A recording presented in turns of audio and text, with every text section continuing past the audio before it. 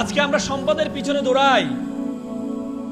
আজকে আমাদের দেশের প্রধান উপদেষ্টা আমাদের কাছে বেশি সম্মানিত। আপনাদের চট্টগ্রামে কৃতি সন্তান বেশি সম্মানিত কেন? উনি একটা পুরস্কার পেয়েছিলেন। সেই পুরস্কারটির নাম জানা আছে আপনাদের? কি বলুন তো সেটি? নোবেল। নোবেল পুরস্কারটি একজন ব্যক্তির নামে হয়, আলবার্ট নোবেল বলা হয়। আলবার্ট নোবেল জীবনের প্রথমে একটি আবিষ্কার করেছিলেন। তিনি আবিষ্কার করেছিলেন ডাইনামিট আবিষ্কার করেছিলেন। আলবার্ট নোবেল যখন ডাইনামিট আবিষ্কার করেছিলেন, আলবার্ট নোবেলের দুইজন ভাই ছিলেন, একটা হচ্ছে লডভিগ নোবেল আর একটা হচ্ছে আলবার্ট নোবেল। একদিন রাতে একটা অ্যাক্সিডেন্টে আলবার্ট নোবেলের ভাই লডভিগ নোবেল মারা গিয়েছিল। তখন তো এত বেশি মিডিয়া ছিল না, সবাই ভাবছে আলবার্ট নোবেল মারা গিয়েছে। পরের দিন সকালে পত্রিকায় আসছে a merchant of death is dead, মৃত্যুর ব্যবসায়ী মৃত্যুবরণ করেছে। আলবার্ট নোবেল পত্রিকাটা নিয়ে চোখের পানি ফেলে দিল। আলবার্ট নোবেল বলল, আমি এত অর্থ উপার্জন করেছি, আমি এত বড় একটা আবিষ্কার করেছি, আমি ভেবেছিলাম মৃত্যুর পর মানুষ আমাকে সালাম করবে, আমাকে স্যালুট জানাবে, অথচ মৃত্যুর পর সবাই আমাকে লাঞ্ছনা করছে, অপমান করছে। এমন জীবন আমি চাইনি।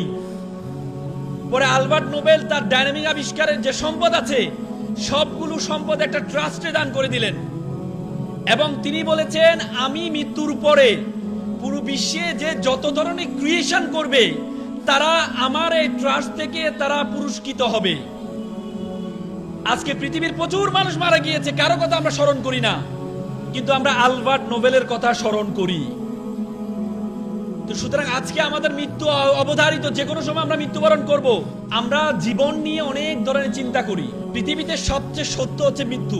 আল্লাহ তাআলা কোরআনে বলেছেন প্রত্যেকটি মানুষ মৃত্যুর স্বাদ গ্রহণ করতে হবে।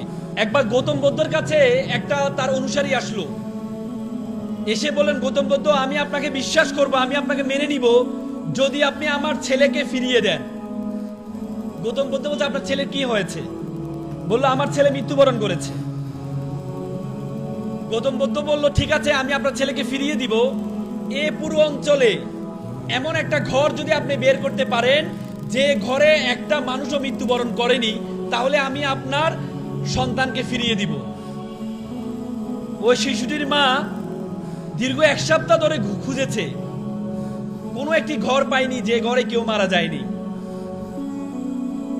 তার মানে মৃত্যুটা হচ্ছে সবচেয়ে সত্য। শহীদ ওমর অন্যভাবে মৃত্যুবরণ করতে পারত, কিন্তু শহীদ ওমর দেশের জন্য জীবন দিয়ে আলবার্ট নোবেলের মতো বাংলাদেশের ইতিহাসে আজীবন মানুষ তাকে স্মরণ করবে করবে করবে। আজকে আমরা অভিভাবকরা এখানে আছেন, আমরা সম্পদের পিছনে দৌড়াই, আমরা অর্থের পিছনে দৌড়াই। আজকে আপনি যে ঘরে বসবাস করছেন, এ ঘরটি আপনার দাদার বাবার। আপনি কি আপনার দাদার বাবার নামটি জানেন? আজকে আমি যদি এখানে কাউকে জিজ্ঞেস করি আপনি আপনার দাদার বাবার নাম জানেন কিনা, 1-2 জন ছাড়া কেউ দাদার বাবার নাম বলতে পারবেন না। অথচ এই সম্পদ তিনি আপনার জন্য এই ভূমিটা রেখে গিয়েছিলেন। আপনি তো তার জন্য দোয়া তো দূরের কথা, আপনি তার নাম পর্যন্ত আপনি জানেন না।